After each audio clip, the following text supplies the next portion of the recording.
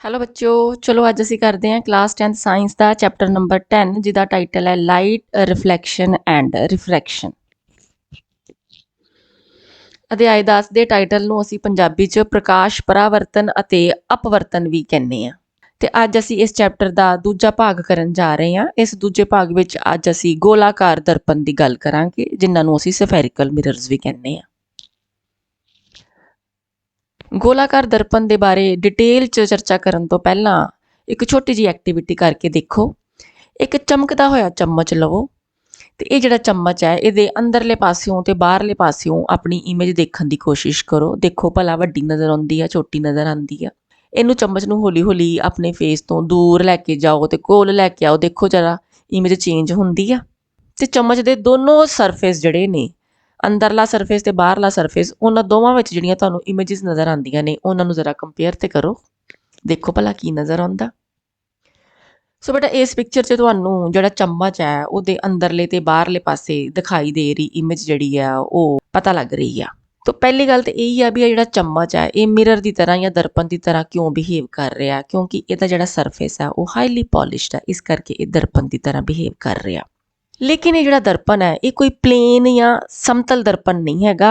ਇਹ ਕੀ ਹੈ, ਇਹ ਅੰਦਰੋਂ ਕੇਵਡ ਇਨ ਆ, ਕਿਉਂਕਿ ਚਮਚ ਦਾ ਜਿਹੜਾ ਸਟਰਕਚਰ ਆ ਹੁੰਦਾ ਹੀ ਇਦਾਂ ਦਾ ਵੀ ਅੰਦਰੋਂ ਡੂੰਘਾ ਹੁੰਦਾ। ਸੋ ਇਹ ਜਿਹੜਾ ਦਰਪਣ ਹੈ ਇਹ ਗੋਲਾਕਾਰ ਦਰਪਣ ਦੀ ਤਰ੍ਹਾਂ ਕੰਮ ਕਰ ਰਿਹਾ। ਸੋ ਗੋਲਾਕਾਰ ਦਰਪਣ ਕੀ ਨੇ? ਜਿਨ੍ਹਾਂ ਦਾ ਰਿਫਲੈਕਟਿੰਗ ਸਰਫੇਸ ਜਿਹੜਾ ਹੈਗਾ ਜਾਂ ਤਾਂ ਅੰਦਰ ਵੱਲ ਨੂੰ ਹੋਵੇ ਜਾਂ ਬਾਹਰ ਵੱਲ ਨੂੰ ਹੋਵੇ। ਹੁਣ ਚਮਚ ਦੇ ਕੇਸ 'ਚ ਕੀ ਹੈ ਵੀ ਇਸ ਚਮਚ ਦਾ ਜਿਹੜਾ ਆ ਅੰਦਰ ਵਾਲਾ ਹਿੱਸਾ, ਜਿਹਦੇ 'ਚ ਆਪਾਂ ਕੋਈ ਵੀ ਆਪਣਾ ਖਾਣ ਵਾਲਾ ਜਿਹੜਾ ਪਦਾਰਥ ਹੈ ਉਹਨੂੰ ਪਾਈਦਾ, ਉਹ ਕੀ ਆ, ਉਹ ਅੰਦਰ ਵੱਲ ਨੂੰ ਧੱਸਿਆ ਹੋਇਆ ਹੈ ਨਾ। ਸੋ ਰਿਫਲੈਕਟਿੰਗ ਸਰਫੇਸ ਕੀ ਹੋ ਗਿਆ, ਅੰਦਰ ਵੱਲ ਨੂੰ। ਇਹ ਇੱਕ ਕਨਕੇਵ ਮਿਰਰ ਦਾ ਕੰਮ ਕਰਦਾ। ਤੇ ਜੇ ਅਸੀਂ ਚਮਚ ਦੀ ਬਾਹਰ ਵਾਲੀ ਸਾਈਡ ਦੇਖੀ, ਆਹ ਵਾਲੀ ਜਿਹੜੀ ਬਾਹਰ ਵੱਲ ਨੂੰ ਨਿਕਲੀ ਹੋਈ ਆ, ਇਹਨੂੰ ਅਸੀਂ ਕਨਵੈਕਸ ਕਹਿ ਦਿੰਦੇ ਆ। ਸੋ ਚਮਚ ਦਾ ਅੰਦਰ ਵਾਲਾ ਪਾਸਾ ਜਿਹੜਾ ਹੈਗਾ ਉਹ ਇੱਕ ਕਨਕੇਵ ਮਿਰਰ ਦਾ ਕੰਮ ਕਰਦਾ ਤੇ ਬਾਹਰ ਵਾਲਾ ਪਾਸਾ ਇੱਕ ਕਨਵੈਕਸ ਮਿਰਰ ਦਾ ਕੰਮ ਕਰਦਾ।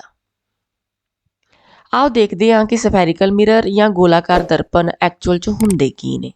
ਦੇਖੋ, ਜੇ ਤੁਸੀਂ ਇੱਕ ਸਫੇਅਰ ਜਿਹੜਾ ਨਾ ਉਹਨੂੰ ਇਮੈਜਿਨ ਕਰੋ, ਔਰ ਹੋਲੋ ਸਫੇਅਰ ਯਾਨੀ ਕਿ ਜਿਹੜਾ ਅੰਦਰੋਂ ਖੋਖਲਾ ਹੋਵੇ, ਤਾਂ ਕੀ ਹੈ ਵੀ ਜਿਹੜੇ ਸਫੈਰੀਕਲ ਮਿਰਰ ਹੋਣਗੇ ਜਾਂ ਗੋਲਾਕਾਰ ਦਰਪਣ ਹੋਣਗੇ ਉਹ ਕਿਸੇ ਵੀ ਖੋਖਲੇ ਸਫੇਅਰ ਦਾ ਕੋਈ ਹਿੱਸਾ ਹੋਣਗੇ। ਇਸ ਸਫੇਅਰ ਦਾ ਕੋਈ ਵੀ ਹਿੱਸਾ ਜਿਹੜਾ ਕਿ ਇੱਕ ਰਿਫਲੈਕਟਿੰਗ ਸਰਫੇਸ ਦੀ ਤਰ੍ਹਾਂ ਕੰਮ ਕਰੇ ਤਾਂ ਉਹਨੂੰ ਅਸੀਂ ਸਫੈਰੀਕਲ ਮਿਰਰ ਜਾਂ ਗੋਲਾਕਾਰ ਦਰਪਣ ਕਹਿੰਦੇ ਆ। ਸਫੈਰੀਕਲ ਮਿਰਰ ਦੋ ਤਰ੍ਹਾਂ ਦੇ ਹੁੰਦੇ ਨੇ, ਕਨਕੇਵ ਮਿਰਰ ਤੇ ਕਨਵੈਕਸ ਮਿਰਰ। ਕਨਕੇਵ ਮਿਰਰ ਕੀ ਹੁੰਦੇ ਨੇ? ਜਿਨ੍ਹਾਂ ਦਾ ਰਿਫਲੈਕਟਿੰਗ ਸਰਫੇਸ ਅੰਦਰ ਵੱਲ ਨੂੰ ਧੱਸਿਆ ਹੋਵੇ ਉਹਨੂੰ ਅਸੀਂ ਕਨਕੇਵ ਮਿਰਰ ਕਹਿੰਦੇ ਆ। ਤੇ ਜੇ ਕਿਸੇ ਦਾ ਰਿਫਲੈਕਟਿੰਗ ਸਰਫੇਸ ਬਾਹਰ ਵੱਲ ਨੂੰ ਬਰਸਡ ਆਊਟ ਆ ਤਾਂ ਉਹਨੂੰ ਅਸੀਂ ਕਨਵੈਕਸ ਮਿਰਰ ਕਹਿੰਦੇ ਆ। ਜਿੱਦਾਂ ਸਪੋਜ਼ ਕਰ ਲਓ ਵੀ ਆਹ ਆਪਣੇ ਕੋਲ ਇੱਕ ਹੋਲੋ ਸਫੇਅਰ ਆ, ਠੀਕ ਹੈ। ਜੇ ਅਸੀਂ ਇਸ ਹੋਲੋ ਸਫੇਅਰ ਦੇ ਕਿਸੇ ਵੀ ਸਾਈਡ ਤੋਂ ਅੰਦਰ ਵਾਲੇ ਸਰਫੇਸ ਨੂੰ ਐਜ਼ ਰਿਫਲੈਕਟਿੰਗ ਸਰਫੇਸ ਯੂਜ਼ ਕਰੀਏ, ਠੀਕ ਹੈ, ਤਾਂ ਇਹ ਕੀ ਹੋ ਜਾਊਗਾ, ਇਹ ਕਨਕੇਵ ਮਿਰਰ ਹੋ ਜਾਊਗਾ। ਹੁਣ ਕਿਉਂਕਿ ਅੰਦਰ ਵਾਲੀ ਸਾਈਡ ਨੂੰ ਐਜ਼ ਰਿਫਲੈਕਟਿੰਗ ਸਰਫੇਸ ਯੂਜ਼ ਕਰਨਾ, ਇਸ ਕਰਕੇ ਬਾਹਰ ਵਾਲੇ ਪਾਸੇ ਨੂੰ ਅਸੀਂ ਸ਼ੇਡਡ ਕਰ ਸਕਦੇ ਹਾਂ ਜਾਂ ਫਿਰ ਛੋਟੀਆਂ ਛੋਟੀਆਂ ਲਾਈਨਾਂ ਦੀਆਂ ਬਣਾ ਸਕਦੇ ਹਾਂ, ਜਿੱਤੋਂ ਇਹ ਕਲੀਅਰ ਹੋ ਜੇ ਵੀ ਇਧਰੋਂ ਸ਼ੇਡਡ ਏਰੀਏ ਤੋਂ ਲਾਈਟ ਰਿਫਲੈਕਟ ਨਹੀਂ ਹੋਣੀ। ਸੋ ਤੁਸੀਂ ਇੱਦਾਂ ਨਿੱਕੀਆਂ ਨਿੱਕੀਆਂ ਜਿਹੀਆਂ ਲਾਈਨਾਂ ਵੀ ਬਣਾ ਸਕਦੇ ਹੋ ਜਾਂ ਫਿਰ ਇਹਨੂੰ ਹਲਕਾ ਹਲਕਾ ਜਿਹਾ ਸ਼ੇਡ ਵੀ ਕਰ ਸਕਦੇ ਹੋ। ਹੁਣ ਐਸ ਸਫੇਅਰ 'ਚ ਜੇ ਆਪਾਂ ਰਿਫਲੈਕਟਿੰਗ ਸਰਫੇਸ ਬਾਹਰ ਵਾਲੇ ਪਾਸੇ ਲੈ ਲਈਏ ਤਾਂ ਸੋ ਇਹਦੇ 'ਚ ਰਿਫਲੈਕਟਿੰਗ ਸਰਫੇਸ ਹੋ ਗਿਆ ਬਾਹਰ ਵਾਲੇ ਪਾਸੇ, ਤੇ ਇਹਦਾ ਅੰਦਰ ਵਾਲਾ ਪਾਸਾ ਆਪਾਂ ਸ਼ੇਡਡ ਸ਼ੋ ਕਰ ਸਕਦੇ ਹਾਂ, ਠੀਕ ਹੈ। ਸੋ ਇਸ ਹੋਲੋ ਸਫੇਅਰ ਦਾ ਅਸੀਂ ਅੰਦਰ ਵਾਲਾ ਪਾਸਾ ਰਿਫਲੈਕਟਿੰਗ ਸਰਫੇਸ ਦੀ ਤਰ੍ਹਾਂ ਯੂਜ਼ ਕਰ ਰਹੇ ਹਾਂ, ਇਹ ਹੋ ਗਿਆ ਕਨਕੇਵ ਮਿਰਰ। ਤੇ ਇਹਦੇ ਵਿੱਚ ਅਸੀਂ ਬਾਹਰ ਵਾਲੀ ਸਾਈਡ ਜਿਹੜੀ ਆ ਉਹਨੂੰ ਐਜ਼ ਰਿਫਲੈਕਟਿੰਗ ਸਰਫੇਸ ਯੂਜ਼ ਕਰ ਰਹੇ ਹਾਂ, ਇਹ ਹੋ ਗਿਆ ਕਨਵੈਕਸ ਮਿਰਰ। ਸੋ ਅਸੀਂ ਇਹਨੂੰ ਇਦਾਂ ਵੀ ਸਮਰਾਈਜ਼ ਕਰ ਸਕਦੇ ਹਾਂ ਵੀ ਕੋਈ ਵੀ ਜਿਹੜਾ ਹੁੰਦਾ ਸਫੈਰੀਕਲ ਮਿਰਰ, ਉਹਦਾ ਰਿਫਲੈਕਟਿੰਗ ਸਰਫੇਸ ਜਾਂ ਤਾਂ ਅੰਦਰ ਵੱਲ ਨੂੰ ਧੱਸਿਆ ਹੋ ਸਕਦਾ ਜਾਂ ਬਾਹਰ ਵੱਲ ਨੂੰ ਨਿਕਲਿਆ ਹੋ ਸਕਦਾ। ਜੇ ਅੰਦਰ ਵੱਲ ਨੂੰ ਹੋਵੇ ਯਾਨੀ ਕਿ reflecting surface centre of the sphere ਨੂੰ ਫੇਸ ਕਰ ਰਿਹਾ ਹੋਵੇ ਤਾਂ ਉਹ ਕਨਕੇਵ ਮਿਰਰ ਆ। ਤੇ ਜੇ ਜਿਹੜਾ ਹੈਗਾ ਬਾਹਰ ਵੱਲ ਨੂੰ ਧੱਸਿਆ ਹੋਇਆ ਸਰਫੇਸ ਜਿਹੜਾ ਐਜ਼ ਰਿਫਲੈਕਟਿੰਗ ਸਰਫੇਸ ਯੂਜ਼ ਹੋ ਰਿਹਾ ਤੇ ਉਹ ਕਨਵੈਕਸ ਮਿਰਰ ਆ। ਹੁਣ ਆਹ ਦੇਖੋ, ਕਨਕੇਵ ਮਿਰਰ ਦੀ ਗੱਲ ਅਗਰ ਕਰੀਏ ਤਾਂ ਆਹ ਇਹਦਾ ਜਿਹੜਾ ਹੈਗਾ ਰਿਫਲੈਕਟਿੰਗ ਸਰਫੇਸ ਹੈ, ਇਹ ਅਗਰ ਸਫੇਅਰ ਨੂੰ ਆਪਾਂ ਇਮੈਜਿਨ ਕਰੀਏ ਤਾਂ ਇਹ ਰਿਫਲੈਕਟਿੰਗ ਸਰਫੇਸ ਜਿਹੜਾ ਇਸ ਸਫੇਅਰ ਦੇ ਸੈਂਟਰ ਵੱਲ ਨੂੰ ਫੇਸ ਕਰਦਾ। ਜਦੋਂ ਕਿ ਕਨਵੈਕਸ ਮਿਰਰ ਦੇ ਵਿੱਚ reflecting surface centre of the sphere ਨੂੰ ਫੇਸ ਨਹੀਂ ਕਰਦਾ। ਹੁਣ ਤੁਸੀਂ ਇੱਕ ਹੋਰ ਵੀ ਛੋਟੀ ਜਿਹੀ ਐਕਟੀਵਿਟੀ ਕਰਕੇ ਵੇਖ ਸਕਦੇ ਹੋ, ਲੇਕਿਨ ਇਹ ਦੇਖ ਲਿਓ ਵੀ ਬਿਲਕੁਲ ਸੂਰਜ ਵੱਲ ਨਹੀਂ ਵੇਖਣਾ ਹੈਗਾ, ਨਾ ਹੀ ਡਾਇਰੈਕਟਲੀ ਨਾ ਹੀ ਇਨਡਾਇਰੈਕਟਲੀ। ਹੁਣ ਕਰਨਾ ਕੀ ਹੈ ਵੀ ਆਪਣੇ ਹੱਥ 'ਚ ਤੁਸੀਂ ਇੱਕ ਛੋਟਾ ਜਿਹਾ ਕਨਕੇਵ ਮਿਰਰ ਲਵੋ ਤੇ ਇਹਨੂੰ ਜਿਹੜਾ ਹੈਗਾ ਸੂਰਜ ਦੀਆਂ ਕਿਰਨਾਂ ਉਹਦੇ ਵੱਲ ਨੂੰ ਡਾਇਰੈਕਟ ਕਰੋ, ਸੋ ਦੈਟ ਵੀ ਇਹਦੇ ਤੋਂ ਜਿਹੜੀਆਂ ਸੂਰਜ ਦੀਆਂ ਕਿਰਨਾਂ ਉਹ ਰਿਫਲੈਕਟ ਹੋਣ। ਇੱਕ ਕਾਗਜ਼ ਦਾ ਟੁਕੜਾ ਲੈ ਲਓ ਤੇ ਇਹਦੇ ਵੱਲ ਨਾ ਕੋਸ਼ਿਸ਼ ਕਰੋ ਵੀ ਇਹ ਜਿਹੜੀਆਂ ਹੈਗੀਆਂ ਸੂਰਜ ਦੀਆਂ ਕਿਰਨਾਂ ਉਹ ਫੋਕਸ ਹੋ ਸਕਣ।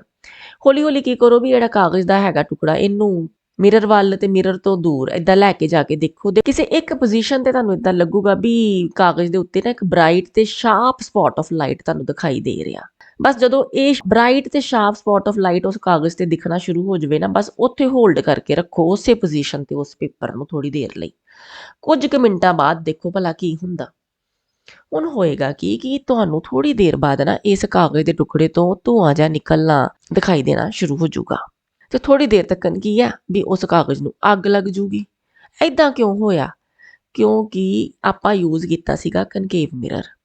ਇਹ ਜਿਹੜਾ ਕਨਕੇਵ ਮਿਰਰ ਹੈਗਾ ਇਹ ਕੀ ਕਰਦਾ ਕਿ ਸੂਰਜ ਦੀਆਂ ਕਿਰਨਾਂ ਨੂੰ ਇੱਕ ਹੀ ਪੁਆਇੰਟ ਵੱਲ ਨੂੰ ਕਨਵਰਜ ਕਰ ਦਿੰਦਾ, ਜਿੱਥੇ ਫਿਰ ਟੈਂਪਰੇਚਰ ਵੱਧ ਜਾਂਦਾ ਤੇ ਤਾਪਮਾਨ ਵਧਣ ਕਰਕੇ ਅੱਗ ਲੱਗ ਜਾਂਦੀ ਆ।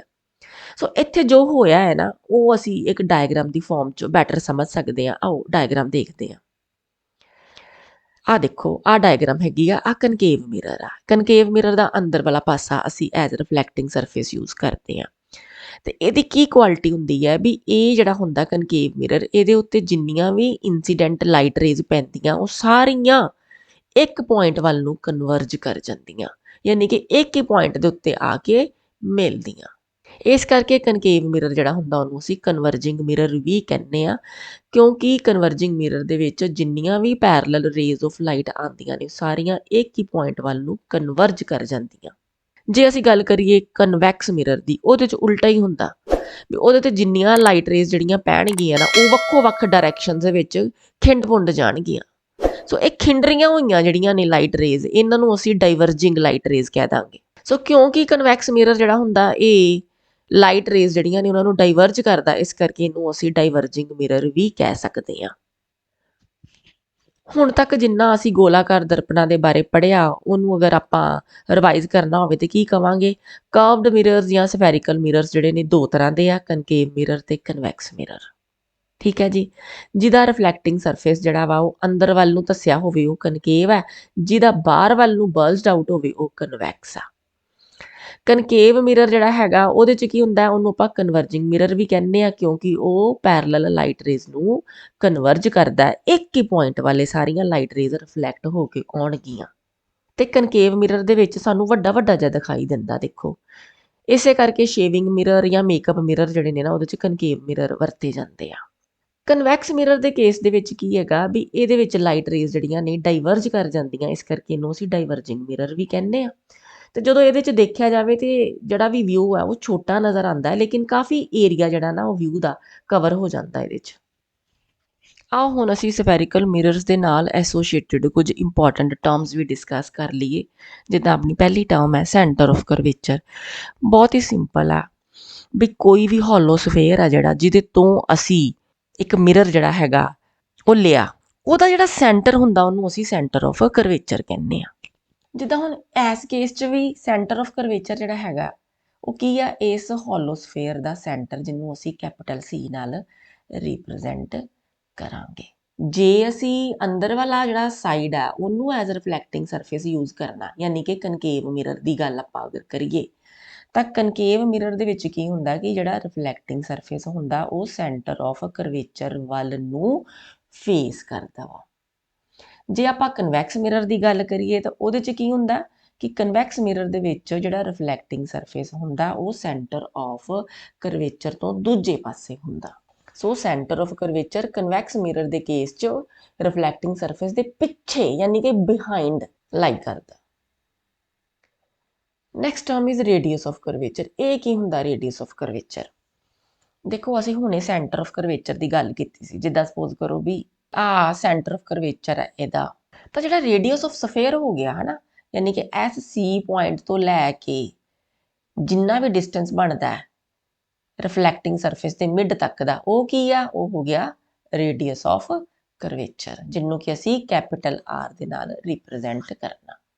ਸੋ ਚਾਹੇ ਹੋਵੇ ਕਨਕੇਵ ਮਿਰਰ ਤੇ ਚਾਹੇ ਹੋਵੇ ਕਨਵੈਕਸ ਮਿਰਰ, ਜਿਹੜਾ ਹੈਗਾ ਰੇਡੀਅਸ ਆਫ ਕਰਵੇਚਰ ਉਹਦਾ ਕਨਸੈਪਟ ਸੇਮ ਹੀ ਆ, ਯਾਨੀ ਕਿ ਸੈਂਟਰ ਆਫ ਕਰਵੇਚਰ ਤੋਂ ਮਿਰਰ ਦੇ ਰਿਫਲੈਕਟਿੰਗ ਸਰਫੇਸ ਦੇ ਸੈਂਟਰ ਤੱਕ ਦੀ ਦੂਰੀ। ਹੁਣ ਆਹ ਡਾਇਗਰਾਮ 'ਚ ਦੇਖੋ, ਤੁਹਾਨੂੰ ਹੋਰ ਵੀ ਜ਼ਿਆਦਾ ਕਲੀਅਰ ਹੋ ਜਾਊਗਾ। ਆਹ ਦੋ ਡਾਇਗਰਾਮਸ ਆ, ਇਹ ਹੈਗੀ ਕਨਕੇਵ ਮਿਰਰ ਦੀ ਡਾਇਗਰਾਮ, ਆ ਹੈਗੀ ਕਨਵੈਕਸ ਮਿਰਰ ਦੀ ਡਾਇਗਰਾਮ। ਹੁਣ ਆ ਕਨਕੇਵ ਮਿਰਰ ਦੇ ਵਿੱਚ ਆਪਾਂ ਕੀ ਕਰਦੇ ਆ ਵੀ ਸਫੇਅਰ ਦਾ ਅੰਦਰ ਵਾਲਾ ਪਾਸਾ ਜਿਹੜਾ ਨਾ ਉਹਨੂੰ ਐਜ਼ ਰਿਫਲੈਕਟਿੰਗ ਸਰਫੇਸ ਯੂਜ਼ ਕਰਦੇ, ਇੱਥੋਂ ਲਾਈਟ ਰਿਫਲੈਕਟ ਕਰੂਗੀ। ਸੋ ਇਹ ਰਿਫਲੈਕਟਿੰਗ ਸਰਫੇਸ ਜਿਹੜਾ ਹੈਗਾ ਇਹ ਸੈਂਟਰ ਆਫ ਕਰਵੇਚਰ ਵੱਲ ਨੂੰ ਫੇਸ ਕਰਦਾ ਪਿਆ, ਤੇ ਇਹ ਜਿਹੜਾ ਰਿਫਲੈਕਟਿੰਗ ਸਰਫੇਸ ਹੈ ਇਹਦਾ ਜਿਹੜਾ ਮਿਡ ਹੁੰਦਾ ਨਾ ਉਹਨੂੰ ਅਸੀਂ ਪੋਲ ਜਾਂ ਪੀ ਕਹਿ ਦਿੰਦੇ ਆ। ਸੋ ਆ ਪੀ ਤੇ ਸੀ 'ਚ ਜਿਹੜਾ ਡਿਫਰੈਂਸ ਹੈ ਜਾਂ ਡਿਸਟੈਂਸ ਆ ਉਹ ਕੀ ਆ, ਉਹ ਰੇਡੀਅਸ ਆਫ ਕਰਵੇਚਰ ਆ। ਕਨਵੈਕਸ ਮਿਰਰ ਦੇ ਕੇਸ 'ਚ ਵੀ ਆਹੀ ਆ ਬਈ ਆ ਇਹਦਾ ਬਾਹਰ ਵੱਲ ਨੂੰ ਹੈਗਾ ਰਿਫਲੈਕਟਿੰਗ ਸਰਫੇਸ, ਇਸ ਰਿਫਲੈਕਟਿੰਗ ਸਰਫੇਸ ਦਾ ਮਿਡ ਹੋ ਗਿਆ ਪੀ ਪੋਲ, ਤੇ ਪੋਲ ਤੋਂ ਲੈ ਕੇ ਸੈਂਟਰ ਆਫ ਕਰਵੇਚਰ ਤੱਕ ਦਾ ਜਿਹੜਾ ਡਿਸਟੈਂਸ ਆ ਉਹ ਕੀ ਆ, ਰੇਡੀਅਸ ਆਫ ਕਰਵੇਚਰ ਹੈ। So distance P C is equal to radius of curvature, ਜਿਹਨੂੰ ਅਸੀਂ ਕੈਪੀਟਲ R ਦੇ ਨਾਲ ਰਿਪਰੈਜ਼ੈਂਟ ਕਰਦੇ ਹਾਂ। Next term is aperture. Aperture ਕੀ ਹੁੰਦਾ ਹੈ ਵੀ ਕਿਸੇ ਵੀ ਮਿਰਰ ਦਾ ਉਨਾ ਕੁ ਪੋਰਸ਼ਨ ਜਿੱਤੋਂ ਐਕਚੁਅਲੀ ਲਾਈਟ ਜਿਹੜੀ ਹੈ ਨਾ ਉਹ ਰਿਫਲੈਕਟ ਕਰਦੀ ਆ, ਉਹਨੂੰ ਉਹਦਾ ਅਸੀਂ ਅਪਰਚਰ ਕਹਿੰਦੇ ਆ, ਜਿਹਨੂੰ ਅਸੀਂ ਲੀਨੀਅਰ ਅਪਰਚਰ ਆਫ ਮਿਰਰ ਵੀ ਕਹਿ ਸਕਦੇ ਆ। ਸਪੋਜ਼ ਕਰ ਲਓ ਵੀ ਆ ਸਾਡੇ ਕੋਲ ਇੱਕ ਸਫੇਅਰ ਆ ਜਿਹਦੇ ਵਿੱਚ ਆਪਾਂ ਇੱਕ ਕਨਕੇਵ ਮਿਰਰ ਜਿਹੜਾ ਹੈਗਾ ਨਾ ਉਹ ਵਰਤਣਾ, ਯਾਨੀ ਕਿ ਇਹਦਾ ਅੰਦਰ ਵਾਲਾ ਪਾਸਾ ਹੈ ਨਾ ਜਿਹੜਾ ਉਹਨੂੰ ਅਸੀਂ as a reflecting surface use ਕਰਨਾ। ਸੋ ਅਸੀਂ ਕੀ ਕਰਦੇ ਹਾਂ ਵੀ ਉਹਦਾ ਇੱਕ ਹਿੱਸਾ ਲੈ ਲੈਂਦੇ ਹਾਂ ਜਿਹਦੇ ਵਿੱਚੋਂ ਕਿ ਅਸੀਂ ਲਾਈਟ ਦੀ ਰਿਫਲੈਕਸ਼ਨ ਜਿਹੜੀ ਆ ਉਹ ਕਰਵਾਉਣੀ ਬਸ। ਸੋ ਆ ਇੱਕ ਜਗ੍ਹਾ ਦੇ ਉੱਤੇ ਇਹਨੂੰ ਪੁਆਇੰਟ M ਕਹਿ ਦਿਓ, ਦੂਜੇ ਪਾਸੇ ਇਹਨੂੰ N ਕਹਿ ਦਿਓ। ਆ ਜਿਹੜਾ M to N, ਠੀਕ ਹੈ ਨਾ, ਇਹ M to N ਕੀ ਆ, ਇਹ ਅਪਰਚਰ ਬਸ, ਇਹਦੇ ਵਿੱਚ ਹੀ ਲਾਈਟ ਰੇਜ਼ ਜਾ ਕੇ ਤੇ ਰਿਫਲੈਕਟ ਹੋਣਗੀ। ਠੀਕ ਹੈ, ਇਹ ਹੋ ਗਿਆ ਜੀ ਅਪਰਚਰ ਆਫ ਕਨਕੇਵ ਮਿਰਰ। ਜੇ ਆਪਾਂ ਕਨਵੈਕਸ ਮਿਰਰ ਦੀ ਗੱਲ ਕਰੀਏ, ਠੀਕ ਹੈ, ਉਹਦੇ 'ਚ ਵੀ ਕੀ ਹੈਗਾ ਵੀ ਆਪਾਂ ਇੱਕ ਪੁਆਇੰਟ ਲੈ ਲਿਆ, ਠੀਕ ਹੈ, M to N, ਠੀਕ ਹੈ, ਇਹ ਕੀ ਹੈ, ਇਹ ਅਪਰਚਰ ਆ ਕਨਵੈਕਸ ਮਿਰਰ ਦਾ। ਅਪਰਚਰ ਨੂੰ ਅਸੀਂ ਸਾਈਜ਼ ਆਫ ਮਿਰਰ ਵੀ ਕਹਿੰਦੇ ਆ। ਨੈਕਸਟ ਟਰਮ ਹੈਗੀ ਪੋਲ। ਪੋਲ ਕੀ ਹੁੰਦਾ, ਦੇਖੋ ਇਸ ਡਾਇਗਰਾਮ 'ਚ ਹੁਣ ਤੁਸੀਂ ਦੇਖੋ ਆ ਕਨਕੇਵ ਮਿਰਰ ਦੀ ਡਾਇਗਰਾਮ ਆ, ਇਹਦੇ 'ਚ ਕੀ ਆ, ਆ ਹੋਲੋ ਸਫੇਅਰ ਆ, ਇਹਦਾ ਇੰਟਰਨਲ ਸਾਈਡ ਜਿਹੜੀ ਆ ਯਾਨੀ ਕਿ ਅੰਦਰ ਦੀ ਸਾਈਡ ਸਾਡਾ ਰਿਫਲੈਕਟਿੰਗ ਸਰਫੇਸ ਆ, ਤੇ ਅਪਰਚਰ ਕੀ ਆ, M to N। ਆ ਦੇਖੋ ਆ M ਆ N, ਠੀਕ ਹੈ ਨਾ। ਹੁਣ ਆ ਜਿੰਨਾ ਇਹਦਾ ਰਿਫਲੈਕਟਿੰਗ ਸਰਫੇਸ ਆ ਉਹਦਾ ਬਿਲਕੁਲ ਆਪਾਂ ਸੈਂਟਰ ਅਗਰ ਦੇਖੀਏ ਤੇ ਸੈਂਟਰ ਕੀ ਆ, ਜਿੱਥੇ ਆਪਾਂ ਕੈਪੀਟਲ P ਲਿਖਿਆ ਹੋਇਆ ਇਹੀ ਪੋਲ ਆ, ਠੀਕ ਹੈ ਨਾ। ਸੇਮ ਹੀ ਹੋ ਗਿਆ ਕਨਵੈਕਸ ਮਿਰਰ ਦੇ ਕੇਸ 'ਚ ਵੀ ਇਹਦਾ R ਰਿਫਲੈਕਟਿੰਗ ਸਰਫੇਸ ਆ ਬਾਹਰ ਵੱਲ ਨੂੰ, ਇਸ ਰਿਫਲੈਕਟਿੰਗ ਸਰਫੇਸ ਦਾ ਜਿਹੜਾ ਮਿਡ ਪੁਆਇੰਟ ਆ ਉਹਨੂੰ ਅਸੀਂ ਕੀ ਕਹਿੰਦੇ ਆ, ਪੋਲ ਕਹਿੰਦੇ ਆ, ਜਿਹਨੂੰ ਅਸੀਂ ਕੈਪੀਟਲ P ਦੇ ਨਾਲ ਰਿਪਰੈਜ਼ੈਂਟ ਕਰਦੇ ਆ। ਹੁਣ ਗੱਲ ਕਰਦੇ ਪ੍ਰਿੰਸੀਪਲ ਐਕਸਿਸ ਦੀ। ਪ੍ਰਿੰਸੀਪਲ ਐਕਸਿਸ ਕੀ ਹੁੰਦਾ, ਕਿਸੇ ਵੀ ਮਿਰਰ ਵਿੱਚੋਂ ਚਾਹੇ ਕਨਕੇਵ ਮਿਰਰ ਆ ਚਾਹੇ ਕਨਵੈਕਸ ਮਿਰਰ ਆ, ਜਿਹੜਾ ਉਹਦਾ ਸੈਂਟਰ ਆਫ ਕਰਵੇਚਰ C ਹੈ ਤੇ ਜਿਹੜਾ ਉਹਦਾ ਪੋਲ ਹੈ P, ਇਹਦੇ ਵਿੱਚੋਂ ਜਿਹੜੀ ਇੱਕ ਸਟ੍ਰੇਟ ਲਾਈਨ ਲੰਘ ਕੇ ਜਾਂਦੀ ਹੈ ਇਹਨਾਂ ਦੋਨੋਂ ਪੁਆਇੰਟਸ ਦੇ ਦੋਨੋਂ ਪਾਸੇ, ਉਹਨੂੰ ਅਸੀਂ ਉਹਦਾ ਪ੍ਰਿੰਸੀਪਲ ਐਕਸਿਸ ਕਹਿੰਦੇ ਆ। ਸੋ C ਤੇ P ਚੋਂ ਲੰਘ ਕੇ ਜਾਣ ਵਾਲੀ ਸਟ੍ਰੇਟ ਲਾਈਨ ਕੀ ਹੈ, ਪ੍ਰਿੰਸੀਪਲ ਐਕਸਿਸ ਹੈ। ਇਸ ਡਾਇਗਰਾਮ 'ਚ ਦੇਖੋ X ਡੈਸ਼ ਤੋਂ ਲੈ ਕੇ ਤੇ X ਤੱਕ ਸਾਨੂੰ ਆ ਇੱਕ ਸਿੱਧੀ ਲਾਈਨ ਦਿਖਾਈ ਦੇ ਰਹੀ ਆ, ਦੋਵਾਂ ਦੇ ਕੇਸ 'ਚ, ਕਨਕੇਵ 'ਚ ਵੀ ਤੇ ਕਨਵੈਕਸ ਮਿਰਰ 'ਚ ਵੀ। ਸੋ ਆ line X dash to X actually ਕੀ ਆ, ਪ੍ਰਿੰਸੀਪਲ ਐਕਸਿਸ ਆ। ਹੁਣ ਅਸੀਂ ਗੱਲ ਕਰਦੇ ਪ੍ਰਿੰਸੀਪਲ ਫੋਕਸ ਦੀ। ਦੇਖੋ ਹੁਣ ਤੱਕ ਤਾਂ ਜਿੰਨੀਆਂ ਅਸੀਂ ਟਰਮਸ ਲਈਆਂ ਆਲਮੋਸਟ ਕਨਕੇਵ ਤੇ ਕਨਵੈਕਸ ਮਿਰਰ ਦੇ ਲਈ ਸੇਮ ਹੀ ਨੇ, ਲੇਕਿਨ ਜੇ ਪ੍ਰਿੰਸੀਪਲ ਫੋਕਸ ਦੀ ਗੱਲ ਕਰੀਏ ਤੇ ਉਹ ਕਨਕੇਵ ਮਿਰਰ ਤੇ ਕਨਵੈਕਸ ਮਿਰਰ ਦੋਵਾਂ ਲਈ ਅਲੱਗ-ਅਲੱਗ ਹੁੰਦਾ। ਕਿੱਦਾਂ ਹੁੰਦਾ, ਪਹਿਲਾਂ ਤੇ ਆ ਦੇਖੋ ਆ ਰੇ ਡਾਇਗਰਾਮ ਇਹਦੀ, ਇਹਦੇ 'ਚ ਆਪਾਂ ਇੱਕ ਕਨਕੇਵ ਮਿਰਰ ਲੈ ਲਿਆ। ਇਹ ਜਿਹੜਾ ਕਨਕੇਵ ਮਿਰਰ ਆ ਇਹਦਾ ਰਿਫਲੈਕਟਿੰਗ ਸਰਫੇਸ ਜਿਹੜਾ ਅੰਦਰ ਵੱਲ ਨੂੰ ਆ, ਬਾਹਰ ਵੱਲ ਨੂੰ ਆ ਸ਼ੇਡਡ ਸ਼ੋ ਕੀਤਾ ਹੋਇਆ ਲਾਈਨਾਂ ਲਾ ਕੇ। ਸੋ ਅੰਦਰ ਹੋ ਗਿਆ ਰਿਫਲੈਕਟਿੰਗ ਸਰਫੇਸ। ਹੁਣ ਇਹਦੇ ਉੱਤੇ ਦੇਖੋ ਆ ਪੁਆਇੰਟ C ਤੇ P ਹੈ ਨਾ, ਇਹਦੇ ਵਿੱਚੋਂ ਪ੍ਰਿੰਸੀਪਲ ਐਕਸਿਸ ਨਿਕਲ ਕੇ ਜਾ ਰਿਹਾ। ਸੋ ਪ੍ਰਿੰਸੀਪਲ ਐਕਸਿਸ ਤੇ ਇਹਦੇ ਪੈਰਲਲ ਕਿੰਨੀਆਂ ਸਾਰੀਆਂ ਪੈਰਲਲ ਰੇਜ਼ ਆਫ ਲਾਈਟ ਜਿਹੜੀਆਂ ਨੇ ਨਾ ਇਸ ਰਿਫਲੈਕਟਿੰਗ ਸਰਫੇਸ ਵੱਲ ਨੂੰ ਇਨਸੀਡੈਂਟ ਹੋ ਰਹੀਆਂ ਨੇ। ਇਹਦੇ ਨਾਲ ਟਕਰਾ ਕੇ ਇਹ ਜਦੋਂ ਲਾਈਟ ਰੇਜ਼ ਰਿਫਲੈਕਟ ਹੁੰਦੀਆਂ, ਇਹ ਰਿਫਲੈਕਟਡ ਰੇਜ਼ ਸਾਰੀਆਂ ਇੱਕ ਪੁਆਇੰਟ ਵੱਲ ਨੂੰ ਕਨਵਰਜ ਕਰਦੀਆਂ ਨੇ ਤੇ ਇਸ ਪੁਆਇੰਟ ਚੋਂ ਨਿਕਲ ਕੇ ਗਾਂ ਜਾਣਗੀਆਂ। ਇਸ ਪੁਆਇੰਟ ਨੂੰ ਅਸੀਂ ਕੀ ਕਹਿੰਦੇ ਆ, ਪ੍ਰਿੰਸੀਪਲ ਫੋਕਸ ਕਹਿੰਦੇ ਆ, ਜਿਹਨੂੰ ਅਸੀਂ ਕੀ ਕੈਪੀਟਲ ਐਫ ਦੇ ਨਾਲ ਰਿਪਰੈਜ਼ੈਂਟ ਕਰਦੇ ਆ। ਕਨਕੇਵ ਮਿਰਰ ਦੇ ਕੇਸ 'ਚ ਕੀ ਹੁੰਦਾ ਵੀ ਪ੍ਰਿੰਸੀਪਲ ਫੋਕਸ ਜਿਹੜਾ ਹੁੰਦਾ ਵਾ ਉਹ ਕਨਕੇਵ ਮਿਰਰ ਦੇ ਸਾਹਮਣੇ ਪਾਸੇ ਲਾਈ ਕਰਦਾ, in front of the concave mirror. ਤੇ ਫੋਕਲ ਲੈਂਥ ਕੀ ਹੁੰਦੀ ਕਿਸੇ ਕਨਕੇਵ ਮਿਰਰ ਦੀ, ਵੀ ਜਿੱਦਾਂ ਹੁਣੇ ਅਸੀਂ ਗੱਲ ਕੀਤੀ ਹੈ ਵੀ ਜਿਸ ਪੁਆਇੰਟ ਤੇ ਲਾਈਟ ਰੇਜ਼ ਜਿਹੜੀਆਂ ਨੇ ਰਿਫਲੈਕਟ ਹੋ ਕੇ ਮਿਲਦੀਆਂ ਉਹ ਪ੍ਰਿੰਸੀਪਲ ਫੋਕਸ ਆ। ਹੁਣ ਇਹ ਜਿਹੜਾ ਪੁਆਇੰਟ ਹੈਗਾ ਐਫ ਯਾਨੀ ਕਿ ਪ੍ਰਿੰਸੀਪਲ ਫੋਕਸ, ਇਹਦੀ ਪੁਆਇੰਟ ਪੀ ਯਾਨੀ ਕਿ ਪੋਲ ਤੋਂ ਕਿੰਨੀ ਦੂਰੀ ਆ, ਉਹੀ ਇਹਦੀ ਫੋਕਲ ਲੈਂਥ ਆ। ਠੀਕ ਹੈ, ਫੋਕਲ ਲੈਂਥ ਕੀ ਹੋਗੀ, distance between principal focus capital F and pole P of the mirror. ਇਹਨੂੰ ਅਸੀਂ ਸਮਾਲ ਐਫ ਨਾਲ ਰਿਪਰੈਜ਼ੈਂਟ ਕਰਦੇ ਹਾਂ। ਸੋ ਪੀ ਐਫ ਕਿਹਦੇ ਬਰਾਬਰ ਆ, ਫੋਕਲ ਲੈਂਥ ਦੇ ਬਰਾਬਰ ਹੁੰਦਾ। ਹੁਣ ਅਸੀਂ ਗੱਲ ਕਰਦੇ ਹਾਂ ਕਨਵੈਕਸ ਮਿਰਰ ਦਾ ਪ੍ਰਿੰਸੀਪਲ ਫੋਕਸ। ਇਹ ਕਨਕੇਵ ਨਾਲੋਂ ਦੇਖੋ ਅਲੱਗ ਆ। ਹੁਣ ਆ ਆਪਣੇ ਕੋਲ ਡਾਇਗਰਾਮ 'ਚ ਦੇਖੋ ਕਨਵੈਕਸ ਮਿਰਰ ਆ, ਇਹਦਾ ਬਾਹਰ ਵਾਲਾ ਜਿਹੜਾ ਸਰਫੇਸ ਹੈ ਨਾ ਉਹਨੂੰ ਅਸੀਂ ਐਜ਼ ਰਿਫਲੈਕਟਿੰਗ ਸਰਫੇਸ ਯੂਜ਼ ਕਰਦੇ ਹਾਂ। ਸੋ ਇਹਦੇ ਤੇ ਵੀ ਕਈ light rays parallel to principal axis run ਕਰਕੇ ਆ ਰਹੀਆਂ, ਯਾਨੀ ਕਿ ਇਨਸੀਡੈਂਟ ਹੋ ਰਹੀਆਂ ਨੇ। ਇਹ ਜਿੰਨੀਆਂ ਵੀ ਇਨਸੀਡੈਂਟ ਲਾਈਟ ਰੇਜ਼ ਨੇ ਇਹ ਸਾਰੀਆਂ ਇਹਦੇ ਨਾਲ ਟਕਰਾਉਣ ਤੋਂ ਬਾਅਦ ਅਲੱਗ-ਅਲੱਗ ਡਾਇਰੈਕਸ਼ਨ 'ਚ ਖਿੰਡ ਪੁੰਡ ਜਾਂਦੀਆਂ, ਯਾਨੀ ਕਿ ਖਿੰਡਰੀਆਂ ਜਿਹੀਆਂ ਨਜ਼ਰ ਆਉਂਦੀਆਂ, ਡਾਈਵਰਜ ਹੋ ਜਾਂਦੀਆਂ। ਇਹਨਾਂ ਰਿਫਲੈਕਟਡ ਰੇਜ਼ ਨੂੰ ਅਸੀਂ ਮਿਰਰ ਦੇ ਪਿਛਲੇ ਪਾਸੇ ਪ੍ਰੋਜੈਕਟ ਕਰਦੇ ਹਾਂ। ਆ ਦੇਖੋ ਆ ਡਾਟਡ ਲਾਈਨਸ ਦੀ ਫਾਰਮ 'ਚ, ਤੇ ਦੇਖਦੇ ਹਾਂ ਵੀ ਭਲਾ ਇਹ ਡਾਟਡ ਲਾਈਨਸ ਕਿੱਥੇ ਜਾ ਕੇ ਮਿਲਦੀਆਂ। ਜਿੱਥੇ ਇਹ ਜਾ ਕੇ ਮਿਲਣਗੀਆਂ ਉਹ ਕੀ ਆ, ਪ੍ਰਿੰਸੀਪਲ ਫੋਕਸ ਆ, ਜਿਹਨੂੰ ਅਸੀਂ ਕੈਪੀਟਲ ਐਫ ਨਾਲ ਰਿਪਰੈਜ਼ੈਂਟ ਕਰਦੇ ਹਾਂ। ਤੇ ਕਨਵੈਕਸ ਮਿਰਰ ਦੇ ਕੇਸ 'ਚ ਕੀ ਆ ਵੀ ਮਿਰਰ ਦੇ ਪਿਛਲੇ ਪਾਸੇ ਯਾਨੀ ਕਿ behind the mirror principal focus lie ਕਰਦਾ। It always lies behind the convex mirror. Focal length ਕੀ ਹੁੰਦੀ ਕਨਵੈਕਸ ਮਿਰਰ ਦੀ, ਦੇਖੋ ਆ ਅਗਰ ਫੋਕਸ ਬਣ ਗਿਆ, ਪ੍ਰਿੰਸੀਪਲ ਫੋਕਸ ਬਣ ਗਿਆ ਤੇ ਇਹਦੀ ਪੋਲ ਤੋਂ ਕਿੰਨੀ ਦੂਰੀ ਆ, ਯਾਨੀ ਕਿ distance between P and F, ਉਹ ਕੀ ਆ, focal length of the convex mirror. So PF is equal to focal length, ਜਿਹਨੂੰ ਕਿ ਅਸੀਂ ਸਮਾਲ f ਦੇ ਨਾਲ ਰਿਪਰੈਜ਼ੈਂਟ ਕਰਦੇ ਹਾਂ। ਹੁਣ ਅਸੀਂ ਦੇਖਦੇ ਹਾਂ ਵੀ ਜਿਹੜੇ ਇਹ ਸਫੈਰੀਕਲ ਮਿਰਰ ਨੇ ਜਾਂ ਗੋਲਾਕਾਰ ਦਰਪਣ ਨੇ, ਇਹਨਾਂ ਦਾ ਜਿਹੜਾ ਰੇਡੀਅਸ ਆਫ ਕਰਵੇਚਰ ਹੈ ਤੇ ਇਹਨਾਂ ਦੀ ਜਿਹੜੀ ਫੋਕਲ ਲੈਂਥ ਹੈ, ਇਹਦੇ 'ਚ ਕੋਈ ਰਿਲੇਸ਼ਨਸ਼ਿਪ ਹੁੰਦੀ ਹੈ? ਹਾਂਜੀ, ਜ਼ਰੂਰ ਹੁੰਦੀ ਹੈ। ਹੁਣ ਧਿਆਨ ਨਾਲ ਦੇਖੋ, ਡਾਇਗਰਾਮ ਦੇਖ ਕੇ ਥੋੜਾ ਜ਼ਿਆਦਾ ਕਲੀਅਰ ਹੋ ਜਾਂਦਾ। ਆ ਹੈਗਾ ਕਨਕੇਵ ਮਿਰਰ। ਹੁਣ ਇਹਦੇ ਕੇਸ 'ਚ ਦੇਖੋ ਤੁਸੀਂ ਵੀ ਆ ਇੱਥੇ ਫੋਕਸ ਬਣਦਾ ਪਿਆ, ਠੀਕ ਹੈ। ਆ ਹੋ ਗਿਆ ਇਹਦਾ ਸੈਂਟਰ ਆਫ ਕਰਵੇਚਰ, ਆ ਹੋ ਗਿਆ ਫੋਕਸ ਤੇ ਆ ਹੋ ਗਿਆ ਪੋਲ P। ਧਿਆਨ ਨਾਲ ਦੇਖੋ ਭਲਾ ਵੀ ਇਹ ਜਿਹੜਾ ਫੋਕਸ ਆ ਇਸ ਪ੍ਰਿੰਸੀਪਲ ਐਕਸਿਸ ਤੇ ਕਿੱਥੇ ਕ ਬਣਦਾ ਪਿਆ। ਦੇਖੋ ਲੱਗਦਾ ਨਹੀਂ ਪਿਆ ਵੀ ਇਹ ਜਿਹੜਾ ਹੈਗਾ ਸੈਂਟਰ ਆਫ ਕਰਵੇਚਰ ਤੇ ਪੋਲ ਉਹਦੇ ਬਿਲਕੁਲ ਵਿਚਕਾਰ ਜੇ ਬਣਦਾ ਪਿਆ, ਹੈਨਾ। ਇਹਦਾ ਮਤਲਬ ਇਹ ਹੋ ਗਿਆ ਵੀ ਜਿਹੜਾ ਰੇਡੀਅਸ ਆਫ ਕਰਵੇਚਰ ਆ, ਯਾਨੀ ਕਿ ਡਿਸਟੈਂਸ ਬਿਟਵੀਨ P ਤੇ C, ਉਹਦੇ ਤੋਂ ਹਾਫ ਅਗਰ ਆਪਾਂ ਲੈ ਲਈਏ ਡਿਸਟੈਂਸ PF, ਉੱਥੇ ਫੋਕਸ ਬਣਦਾ ਪਿਆ। ਸੋ ਫੋਕਲ ਲੈਂਥ ਜਿਹੜੀ ਆ ਉਹ ਕੀ ਹੋਗੀ, half of the radius of curvature ਹੋਗੀ। ਠੀਕ ਹੈ, ਇਹਨੂੰ ਆਪਾਂ ਇਦਾਂ ਵੀ ਲਿਖ ਸਕਦੇ ਆ, focal length small f is equal to radius of curvature ਦਾ ਹਾਫ, r/2। ਤੇ ਦੂਜੇ ਸ਼ਬਦਾਂ 'ਚ ਕਹਿਣਾ ਹੋਵੇ ਤੇ ਇਦਾਂ ਵੀ ਕਹਿ ਸਕਦੇ ਆ ਵੀ ਜਿਹੜਾ ਰੇਡੀਅਸ ਆਫ ਕਰਵੇਚਰ ਹੁੰਦਾ ਉਹ ਫੋਕਲ ਲੈਂਥ ਦੇ ਡਬਲ ਹੁੰਦਾ। ਠੀਕ ਹੈ ਨਾ। So radius of curvature focal length ਦੇ ਡਬਲ ਹੈ ਤੇ focal length radius of curvature ਤੋਂ ਅੱਧਾ। ਹੁਣ ਅਗਰ ਆਪਾਂ ਕਨਵੈਕਸ ਮਿਰਰ ਦੀ ਗੱਲ ਕਰਦੇ ਆ, ਉਹਦੇ 'ਚ ਵੀ ਦੇਖੋ ਬੇਸ਼ੱਕ ਉਹਦਾ ਫੋਕਸ ਜਿਹੜਾ ਹੈਗਾ ਮਿਰਰ ਦੇ ਪਿਛਲੇ ਪਾਸੇ ਬਣਦਾ ਪਿਆ, ਪਰ ਫਿਰ ਵੀ ਜੇ ਤੁਸੀਂ ਫੋਕਸ ਦੀ ਪੋਜੀਸ਼ਨ ਦੇਖੋ ਤੇ ਜਿਹੜਾ ਆ ਸੈਂਟਰ ਆਫ ਕਰਵੇਚਰ ਆ ਪੋਲ ਆ, ਇਹਦੇ ਬਿਲਕੁਲ ਵਿਚਕਾਰ ਫੋਕਸ ਬਣਦਾ ਪਿਆ। ਸੋ ਇਹਦੇ 'ਚ ਵੀ ਕੀ ਹੈਗਾ ਕਿ ਜਿੰਨਾ ਰੇਡੀਅਸ ਆਫ ਕਰਵੇਚਰ ਹੈ, ਯਾਨੀ ਕਿ distance between P and C ਆ, ਉਹ ਤੋਂ ਅੱਧਾ ਹੋ ਜਾਂਦਾ ਫੋਕਲ ਲੈਂਥ, ਯਾਨੀ ਕਿ distance between P and F। ਸੋ ਦੋਨਾਂ ਲਈ, ਕਨਕੇਵ ਮਿਰਰ ਲਈ ਵੀ ਤੇ ਕਨਵੈਕਸ ਮਿਰਰ ਲਈ ਵੀ, ਦੋਵਾਂ ਦੇ ਲਈ ਇਕੁਏਸ਼ਨ ਸੇਮ ਹੀ ਜਿਹੜੀ ਆ ਰਹੂਗੀ, focal length is equal to half of the radius of curvature. ਹੁਣ ਜੇ ਆਪਾਂ ਕਨਕੇਵ ਮਿਰਰ ਤੇ ਕਨਵੈਕਸ ਮਿਰਰ ਦੀ ਗੱਲ ਕਰਦੇ ਹੀ ਪਏ ਆ ਤੇ ਇਹਨਾਂ ਦੇ ਫਾਇਦੇ ਕੀ ਆ, ਯੂਜ਼ਸ ਕੀ, ਉਹ ਵੀ ਦੇਖ ਲੈਂਦੇ ਆ। ਕਨਕੇਵ ਮਿਰਰ ਜਿਹੜੇ ਹੁੰਦੇ ਨਾ ਉਹਨਾਂ ਨੂੰ ਅਸੀਂ ਐਜ਼ ਰਿਫਲੈਕਟਰ ਯੂਜ਼ ਕਰਦੇ ਆ torch, search light, headlight of the motor vehicles 'ਚ। ਯਾਨੀ ਕਿ ਜਿਹੜੀਆਂ ਵੀ ਬੈਟਰੀਆਂ ਜਾਂ ਟਾਰਚਾਂ ਹੁੰਦੀਆਂ ਉਹਨਾਂ ਦੇ ਅੰਦਰ ਆ ਜਿਹੜੇ ਇੱਥੇ ਰਿਫਲੈਕਟਰ ਲੱਗੇ ਹੁੰਦੇ, ਇਹ ਕੀ ਹੁੰਦੇ ਨੇ, ਇਹ ਕਨਕੇਵ ਮਿਰਰਸ ਲੱਗੇ ਹੁੰਦੇ, ਤਾਂ ਕਿ ਜਿਹੜੀਆਂ ਪੈਰਲਲ ਬੀਮਸ ਆਫ ਲਾਈਟਸ ਨੇ ਨਾ ਉਹ ਸਾਨੂੰ ਜ਼ਿਆਦਾ ਤੋਂ ਜ਼ਿਆਦਾ ਮਿਲਣ, ਪਾਵਰਫੁਲ ਲਾਈਟ ਮਿਲੇ। ਇਸ ਤੋਂ ਇਲਾਵਾ ਜਿਹੜੇ ਸ਼ੇਵਿੰਗ ਮਿਰਰ ਹੁੰਦੇ ਜਾਂ ਜਿਹੜੇ ਮੇਕਅਪ ਮਿਰਰ ਹੁੰਦੇ ਆ ਉਹਨਾਂ ਦੇ ਵਿੱਚ ਵੀ ਆਪਾਂ ਕਨਕੇਵ ਮਿਰਰ ਯੂਜ਼ ਕਰਦੇ ਤਾਂ ਕਿ ਵੱਡਾ ਵੱਡਾ ਜਿਹਾ ਨਜ਼ਰ ਆਵੇ।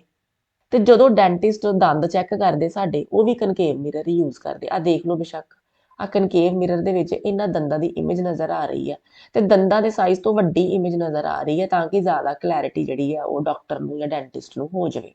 ਇਸੇ ਤਰ੍ਹਾਂ ਹੀ ਜਿਹੜੀਆਂ ਸੋਲਰ ਫਰਨੇਸਿਸ ਹੁੰਦੀਆਂ ਜਾਂ ਸੋਲਰ ਕੁੱਕਰਸ ਹੁੰਦੇ ਉਹਨਾਂ 'ਚ ਵੀ ਆਪਾਂ ਕਨਕੇਵ ਮਿਰਰ ਯੂਜ਼ ਕਰਦੇ ਆ ਸੋ ਦੈਟ ਕਿ ਜਿੰਨੀ ਮੈਕਸਿਮਮ ਲਾਈਟ એનર્ਜੀ ਹੈ ਨਾ ਉਹ ਕਿਸੇ ਇੱਕ ਪੁਆਇੰਟ ਦੇ ਉੱਤੇ ਅਸੀਂ ਫੋਕਸ ਕਰ ਸਕੀਏ। ਇੱਥੇ ਟੈਂਪਰੇਚਰ ਵੱਧ ਜਾਊਗਾ ਤੇ ਕੁਕਿੰਗ ਕਰਨੀ ਸੌਖੀ ਹੋ ਜਾਊਗੀ। ਇਸ ਤੋਂ ਇਲਾਵਾ ਕਨਕੇਵ ਮਿਰਰ ਜਿਹੜੇ ਨੇ ਨਾ ਜਿਹੜੀਆਂ ਟੈਲੀਸਕੋਪਸ ਹੁੰਦੀਆਂ ਉਹਨਾਂ 'ਚ ਵੀ ਯੂਜ਼ ਹੁੰਦੇ ਨੇ। ਲੱਗਦੇ ਹੱਥੀ ਕਨਵੈਕਸ ਮਿਰਰ ਦੇ ਵੀ ਯੂਜ਼ ਵੇਖ ਲੈਂਦੇ ਆ ਵੀ ਕਨਵੈਕਸ ਮਿਰਰ ਆਪਾਂ ਕਿੱਥੇ ਯੂਜ਼ ਕਰਦੇ ਐਜ਼ ਰਿਫਲੈਕਟਰਸ ਯੂਜ਼ ਕਰਦੇ ਆ ਸਟਰੀਟ ਲੈਂਪਸ ਦੇ ਵਿੱਚ ਤਾਂ ਕਿ ਜਿਹੜੀਆਂ ਲਾਈਟ ਰੇਜ਼ ਨੇ ਉਹ ਡਾਈਵਰਜ ਕਰਕੇ ਜ਼ਿਆਦਾ ਤੋਂ ਜ਼ਿਆਦਾ ਏਰੀਆ ਕਵਰ ਕਰਨ। ਇਸ ਤੋਂ ਇਲਾਵਾ ਜਿੰਨੇ ਵੀ ਸਾਡੇ ਆਟੋਮੋਬਾਈਲਸ ਹੁੰਦੇ ਆ ਕਾਰਸ ਆ ਟਰੱਕਸ ਆ ਬੱਸਿਸ ਆ ਉਹਨਾਂ ਸਾਰੀਆਂ ਦੇ ਜਿਹੜੇ ਰੀਅਰ ਵਿਊ ਮਿਰਰਸ ਹੁੰਦੇ ਨੇ ਉਹ ਕਨਵੈਕਸ ਹੁੰਦੇ ਨੇ। ਉਹਦੇ ਨਾਲ ਕੀ ਹੁੰਦਾ ਕਿ ਸਾਨੂੰ ਜ਼ਿਆਦਾ ਤੋਂ ਜ਼ਿਆਦਾ ਹਿੱਸਾ ਜਿਹੜਾ ਨਾ ਪਿੱਛੋਂ ਦਿਖਾਈ ਦਿੰਦਾ। ਹੁਣ ਆਹ ਡਾਇਗਰਾਮ 'ਚ ਦੇਖ ਲਓ ਆਹ ਕਾਰ ਦਾ ਰੀਅਰ ਵਿਊ ਜਿਹੜਾ ਨਜ਼ਰ ਆ ਰਿਹਾ ਦੇਖੋ ਪਿੱਛੇ ਜਿਹੜੀ ਟ੍ਰੈਫਿਕ ਆ ਉਹਦਾ ਕਾਫੀ ਜ਼ਿਆਦਾ ਵੱਡਾ ਏਰੀਆ ਇਹਦੇ 'ਚ ਸਾਨੂੰ ਨਜ਼ਰ ਆ ਰਿਹਾ ਭਾਵੇਂ ਕਿ ਇਮੇਜ ਜਿਹੜੀ ਆ ਉਹ ਛੋਟੇ ਸਾਈਜ਼ ਦੀ ਬਣੀ ਆ ਔਰ ਹੈ ਵੀ ਇਰੈਕਟ ਆ ਸਿੱਧੀ ਇਮੇਜ ਆ ਲੇਕਿਨ ਕਾਫੀ ਪਿਛਲਾ ਏਰੀਆ ਇਹ 'ਚ ਕਵਰ ਹੁੰਦਾ। ਇੱਥੇ ਵੀ ਦੇਖ ਲਓ ਲਾਰਜ ਏਰੀਆ ਜਿਹੜਾ ਹੈਗਾ ਉਹ ਸਾਨੂੰ ਇੱਥੇ ਮਿਰਰ ਦੇ ਵਿੱਚ ਦਿਖਾਈ ਦੇ ਰਿਹਾ। ਇਸ ਤੋਂ ਇਲਾਵਾ ਜਿਹੜੇ ATMs ਹੁੰਦੇ ਨਾ ਉਹਨਾਂ ਦੇ ਵਿੱਚ ਵੀ ਛੋਟੇ ਛੋਟੇ ਜਿਹੇ ਕਨਵੈਕਸ ਮਿਰਰ ਲੱਗੇ ਹੁੰਦੇ ਨੇ ਤਾਂ ਕਿ ਜਿਹੜਾ ਬੰਦਾ ਪੈਸੇ ਕਢਾਉਂਦਾ ਪਿਆ ਨਾ ਉਹਨੂੰ ਆਪਣੇ ਪਿੱਛੇ ਕੀ ਹੋ ਰਿਹਾ ਉਹ ਨਜ਼ਰ ਆਉਂਦਾ ਰਵੇ। ਸੋ ਆਪਾਂ ਕਹਿ ਸਕਦੇ ਵੀ ਐਜ਼ ਏ ਸੇਫਟੀ ਮੈਜਰ ਛੋਟੇ ਛੋਟੇ ਜਿਹੇ ਕਨਵੈਕਸ ਮਿਰਰ ATMs 'ਚ ਲੱਗੇ ਹੁੰਦੇ ਨੇ। ਜਿਹੜੀਆਂ ਬਹੁਤ ਵੱਡੀਆਂ ਵੱਡੀਆਂ ਬਿਲਡਿੰਗਸ ਹੁੰਦੀਆਂ ਉਹਨਾਂ ਦੇ ਕਾਰਨਰਸ 'ਤੇ ਵੀ ਲੱਗੇ ਹੁੰਦੇ ਨੇ। ਕਈ ਵਾਰੀ ਪਿੰਡਾਂ ਦੇ ਵਿੱਚ ਜਿਹੜੇ ਮੋੜ ਹੁੰਦੇ ਨਾ ਗਲੀਆਂ ਦੇ ਜਾਂ ਸੜਕਾਂ ਦੇ ਉਹਨਾਂ 'ਤੇ ਵੀ ਲੱਗੇ ਹੁੰਦੇ ਨੇ ਕਨਵੈਕਸ ਮਿਰਰ ਸੋ ਦੈਟ ਕਿ ਨਜ਼ਰ ਆ ਜਾਵੇ ਜ਼ਿਆਦਾ ਏਰੀਆ ਅਗਲਾ ਵੀ ਮੋੜ ਤੋਂ ਅੱਗੇ ਕੀ ਆ ਜਾਂ ਬਿਲਡਿੰਗ ਦੇ ਕਾਰਨਰਸ 'ਚ ਕੀ ਆ ਠੀਕ ਹੈ ਨਾ।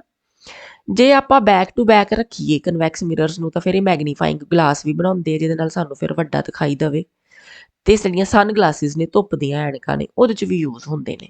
ਸੋ ਇਹ ਹੋ ਗਿਆ about general terms associated with concave and convex mirror. ਅਗਲੀ ਵੀਡੀਓ ਹੈ ਜਿਹੜੀ ਕਿ ਭਾਗ 3 ਹੈਗਾ ਇਸ ਚੈਪਟਰ ਦਾ ਉਹਦੇ ਵਿੱਚ ਅਸੀਂ ਕਨਵੈਕਸ ਮਿਰਰ ਤੇ ਕਨਕੇਵ ਮਿਰਰ ਇਹਨਾਂ ਦੀਆਂ ਰੇ ਡਾਇਗਰਾਮਸ ਕਰਾਂਗੇ ਜਿਹੜੀਆਂ ਕਿ ਐਗਜ਼ਾਮੀਨੇਸ਼ਨ ਪੁਆਇੰਟ ਆਫ ਵਿਊ ਤੋਂ ਬਹੁਤ ਇੰਪੋਰਟੈਂਟ ਨੇ। ਤੇ ਨਾਲੇ ਇਸ ਚੈਪਟਰ ਦੀਆਂ ਜਿੰਨੀਆਂ ਵੀ ਵੀਡੀਓਜ਼ ਨੇ ਨਾ ਉਹਨਾਂ ਸਾਰੀਆਂ ਵੀਡੀਓਜ਼ ਦੇ ਲਿੰਕਸ ਜਿਹੜੇ ਨੇ ਨਾ ਤੁਹਾਨੂੰ ਡਿਸਕ੍ਰਿਪਸ਼ਨ ਬਾਕਸ 'ਚ ਮਿਲ ਜਾਣਗੇ। ਤੁਸੀਂ ਉਹਨਾਂ ਲਿੰਕਸ ਨੂੰ ਯੂਜ਼ ਕਰਕੇ ਜਿਹੜੀ ਵੀ ਵੀਡੀਓ ਦੇਖਣਾ ਚਾਹੋ ਦੇਖ ਸਕਦੇ ਹੋ। ਇਸ ਵੀਡੀਓ ਲਈ ਇੰਨਾ ਹੀ। ਮਿਲਦੇ ਹਾਂ ਅਗਲੀ ਵੀਡੀਓ 'ਚ ਅਗਲੇ ਟੌਪਿਕ ਦੇ ਨਾਲ। Thank you so much for watching.